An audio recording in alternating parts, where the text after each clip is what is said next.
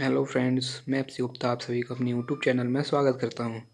जैसा कि अभी तक हम ब्रह्मांड की एक वीडियो अपलोड कर चुके हैं। अगर आप लोगों ने वो वीडियो नहीं देखी है तो प्लीज़ उसे जाकर देखें। उसकी लिंक मैं डिस्क्रिप्शन में दे दूंगा। उसमें मैंने ब्रह्मांड से संबंधित कई अवधारणाएँ और कई संकल्पनाएँ दी हैं, समझाया उनके विषय में, और साथ ही कई भूगोल के कई शाखाओं के जनकों के बारे में भी बताया है। अगर आप लोगों ने वो वीडियो नहीं देखी है तो प्लीज़ उसे आके देखें। और उसी क्रम में आज हम लेकर आए हैं ब्रह्मांड से संबंधित कुछ सिद्धांत। ब्रह्मांड की उत्पत्ति कैसे हुई उसके विषय में संबंधित कुछ सिद्धांत हैं। 3 सिद्धांत दिए गए हैं। तो आइए हम स्टार्ट करते हैं। तो कौन कौन से सिद्धांत हैं? पहला है साम्यावस्था सिद्धांत, दूसरा है दोलन सिद्धांत और तीसरा है महाविस्फोट सिद्धांत। तो साम्यावस्था सिद्धांत तो दिया है थॉमस गोल्ड व हर्मन बॉडी द्वारा। दोलन सिद्धांत डॉक्टर एलन संडेजा द्वारा। महाविस्फोट सिद्धांत एब जॉर्ज लेमेंटियर द्वारा। इन सिद्धांतों का क्या मतलब है, इनका क्या अर्थ है, आइए समझते हैं। तो साम्यावस्था सिद्धांत, साम्यावस्था क्या होती है? साम्यावस्था क्या होती है? एक ही अवस्था में रहना। अर्थात इन्होंने कहा है, थॉमस गोल्ड व हर्मन बॉडी ने कहा है कि ना ही ब्रह्मांड का जन्म हुआ और ना ही इसका अंत होगा। और दोलन सिद्धांत में डॉक्टर एलन संडेजा ने कहा है ब्रह्मांड का जन्म तो होता है और फिर अंत हो जाता है और फिर जन्म होता है और यही प्रक्रिया चलती रहती है। जैसे कि एक डोलन, आपने एक घड़ी का डोलन देखा होगा। वो पहले एक साइड जाएगा, फिर वो दूसरी साइड जाएगा, फिर वो लौट के एक साइड उसी साइड चला जाएगा। ऐसी ही प्रक्रिया ब्रह्मांड में होती है। ब्रह्मांड का जन्म होता है और फिर निश्चित समय बाद उसका अंत हो जाता है और फिर जन्म होता है। तो ये डोलन सिद्धांत हो गया। और तीसरा है महाविस्फोट सिद्धांत। इस यही सिद्धांत मान्य है, ऐसा कहें कि यही सिद्धांत सर्वाधिक मान्य है। सबसे अधिक मान्य महाविस्फोट सिद्धांत को माना जाता है क्योंकि इसके कुछ साक्ष्य में मिले हैं। तो इसमें कहा गया है कि विस्फोट के बाद ब्रह्मांड का जन्म हुआ। तो दोलन सिद्धांत और साम्यावस्था सिद्धांत ये इतने इम्पोर्टेंट नहीं है, इसलिए इन्हें छोड़ देते हैं। महाविस्फोट सिद्धांत को हम डीपली पढ़ेंगे। तो आइए हम कवर करते हैं महाविस्फोट सिद्धांत को। महाविस्फोट सिद्धांत क्या था, कैसे हुआ? तो आइए सबसे पहले हम समझ लेते हैं महाविस्फोट सिद्धांत को, फिर उसे PDF नोट्स के तरीके से समझाएंगे। पहले उसे एक बार समझ लेते हैं। तो क्या था महाविस्फोट सिद्धांत?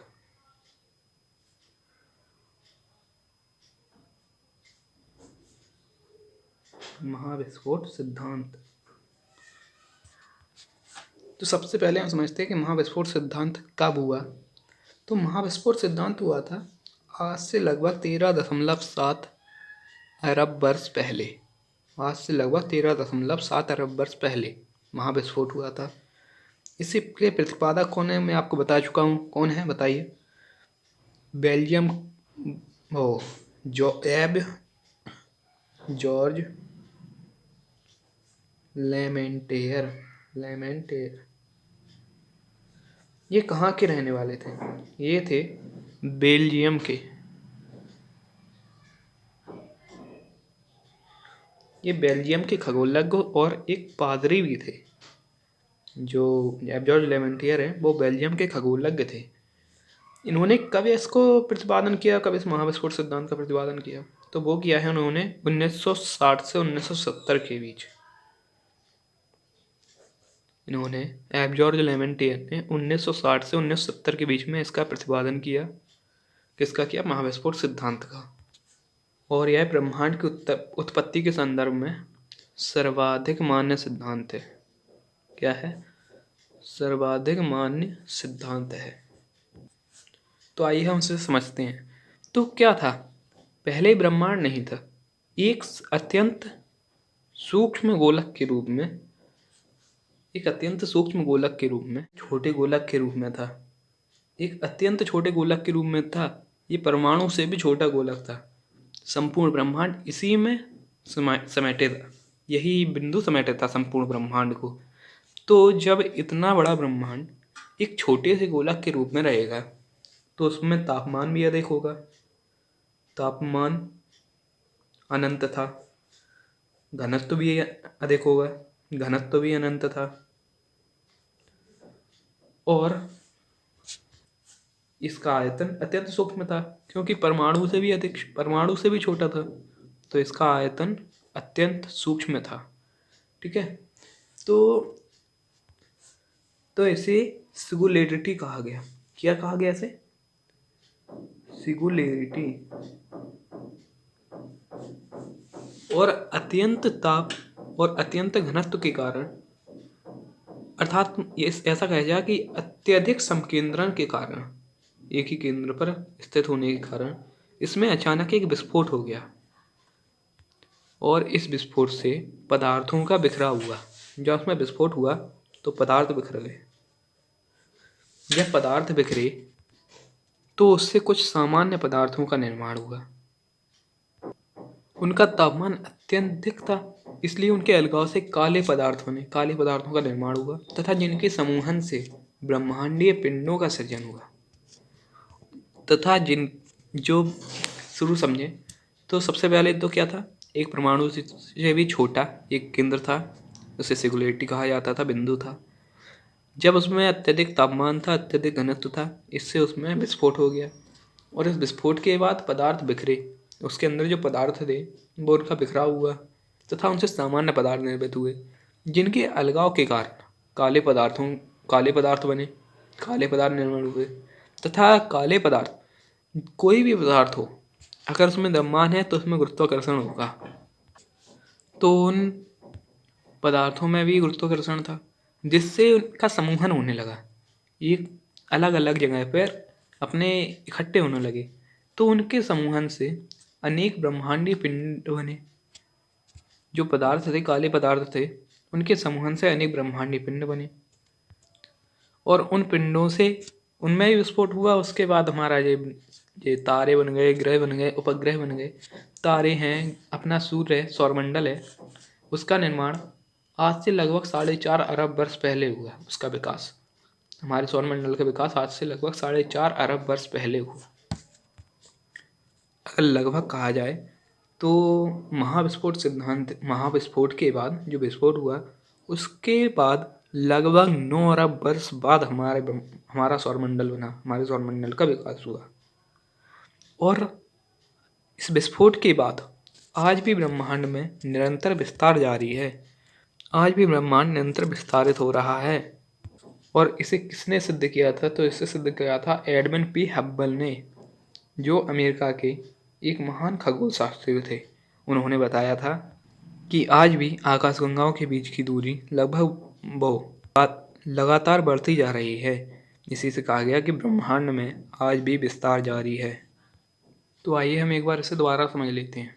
तो महाविस्फोट सिद्धांत क्या था, उसके प्रतिपादक कौन थे? तो महाविस्फोट सिद्धांत 13.7 अरब वर्ष पहले हुआ था। महाविस्फोट जो है वो 13.7 अरब वर्ष पहले हुआ था।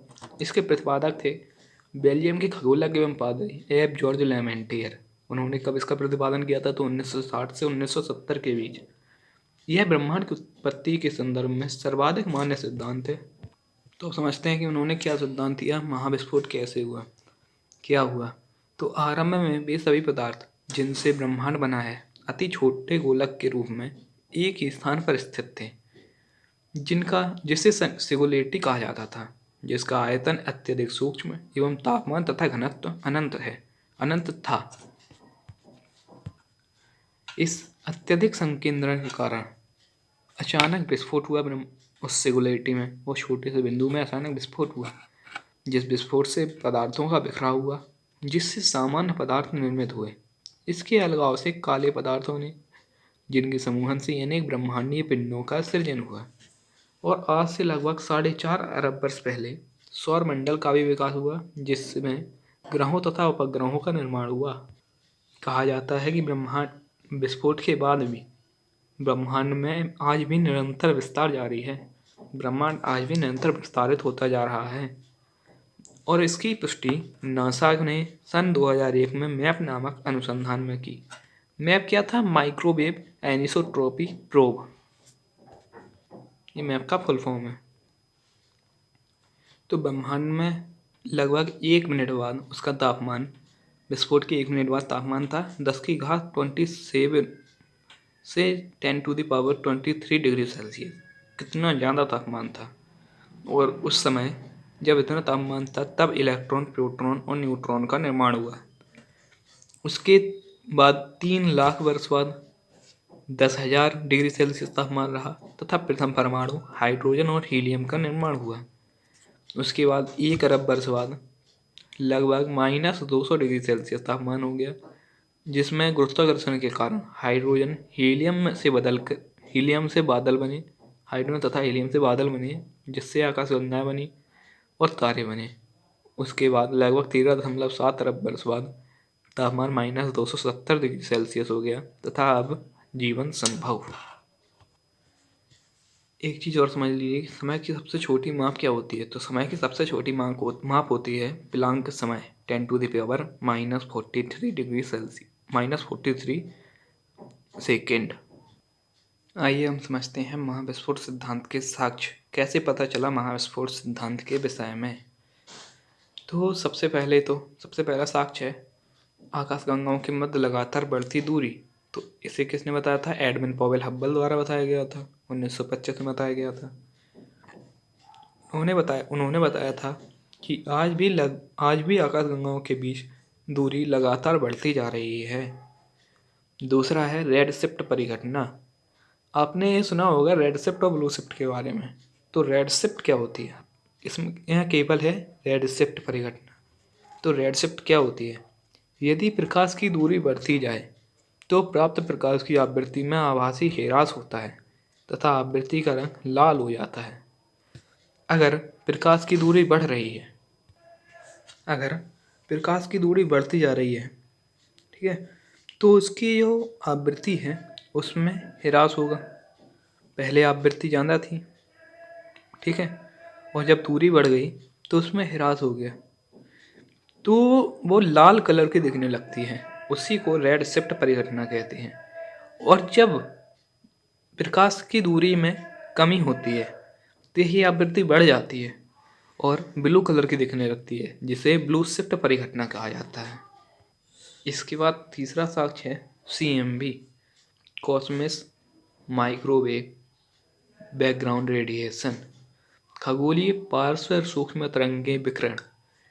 तो इसे समझते हैं कि यह विकिरण या मतलब यह रेडिएशन पृथ्वी से देखे जा सकने वाले ब्रह्मांड में बराबर स्तर में हर ओर फैली हुई है।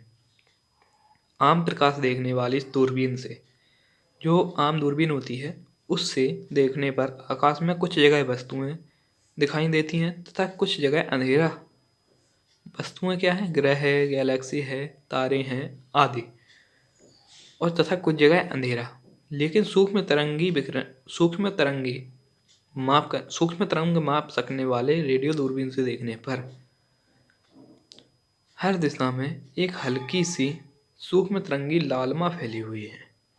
जब हम आम दूरबीन से देखते हैं तो हमें केवल ग्रह है, गैलेक्सी है, तारे हैं, यही दिखाई देते हैं। लेकिन जब हम जो सूक्ष्म तरंग मापने वाला रेडियो दूरबीन है, टेलीस्कोप है, उससे देखते हैं तो ब्रह्मांड में हर जगह एक हल्की सी सूक्ष्म तरंगी लालिमा फैली हुई है। तो यह लालिमा क्या है? आइए हम समझते हैं ये लालिमा क्या होती है। तो यह लालिमा है अरबों साल पहले जब ब्रह्मांड पैदा हुआ था तो उसके फौरन बाद उसका आकार आज के मुकाबले बहुत छोटा था। उसमें विस्तार हो रहा है। तो पहले आकार छोटा था, तभी तो अभी बड़ा है, तभी तो बढ़ रहा है। तो मतलब उसका आकार सबसे पहले जब इसका विस्फोट हुआ था तब आकार बहुत छोटा था और उसमें खौलती हुई हाइड्रोजन की प्लाज्मा गैस फैली हुई थी। उस गैस की ऊर्जा से जो फोटोन उत्पन्न होते थे। फोटोन क्या होता है? प्रकाश के कण। प्रकाश के कणों को फोटोन कहा जाता है। फोटोन पैदा हुए थे तब से ब्रह्मांड में इधर उधर घूम रहे हैं। जो फोटोन उस समय पैदा हुए थे हाइड्रोजन की प्लाज्मा गैस से, वो तभी से ब्रह्मांड में इधर उधर घूम रहे हैं। वही हम आज खगोलीय पार्श्व सूक्ष्म तरंग विकिरण अर्थात CMB के रूप में देखते हैं। अर्थात क्या हुआ कि जब इसमें ब्रह्मांड में विस्फोट हुआ तो उस समय कुछ क्या संपूर्ण ब्रह्मांड में हाइड्रोजन की प्लाज्मा गैस फैली हुई थी, जिससे फोटोन उत्पन्न हुए। और वो फोटोन आज हमें खगोलीय लाल रंग के दिखाई देते हैं। उसी को आज हम खगोलीय पार्श्व सूक्ष्म तरंगे विकिरण के रूप में देखते हैं। चौथा साक्ष्य है मैप परियोजना। तो मैप परियोजना क्या है? मैप का फुल फॉर्म होता है माइक्रोवेव एनिसोट्रॉपी प्रोब। यह एक खोजी उपग्रह होता है। मैप एक खोजी उपग्रह है, तो इससे प्राप्त चित्रों से बिग बैंग की पुष्टि होती है। जो मैप है वो एक उपग्रह है, खोजी उपग्रह है, तथा उससे जो हमें चित्र प्राप्त होते हैं उससे बिग बैंग की पुष्टि होती है। नासा द्वारा 30 जून 2001 को डेविड विल्किंसन के नेतृत्व में बिग बैंग की पुष्टि हेतु इस परियोजना का शुभारंभ किया गया था। इस परियोजना का शुभारंभ कब किया गया? तो इसका शुभारंभ किया गया 30 जून 2001 को। किसके नेतृत्व में किया गया? तो डेविड विल्किंसन के नेतृत्व में इसका शुभारंभ किया गया। 11 फरवरी 2013 को इसी आधार पर नासा ने ब्रह्मांड की आयु 13.7 अरब वर्ष निर्धारित करने की घोषणा की थी। जो महाविस्फोट सिद्धांत की आयु है, जो ब्रह्मांड की आयु है आज, वो कब निर्धारित की गई? वह निर्धारित की गई 11 फरवरी 2013 को।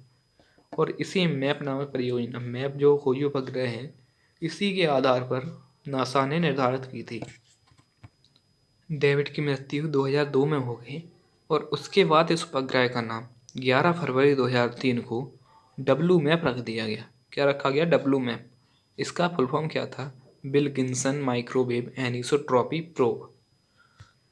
इसी के साथ हमारी वीडियो आज समाप्त होती है और हम नेक्स्ट वीडियो में LHC महाप्रयोग, जो LHC हुआ था, लार्ज हैड्रन कोलाइडर महाप्रयोग, उसके विषय में पढ़ेंगे।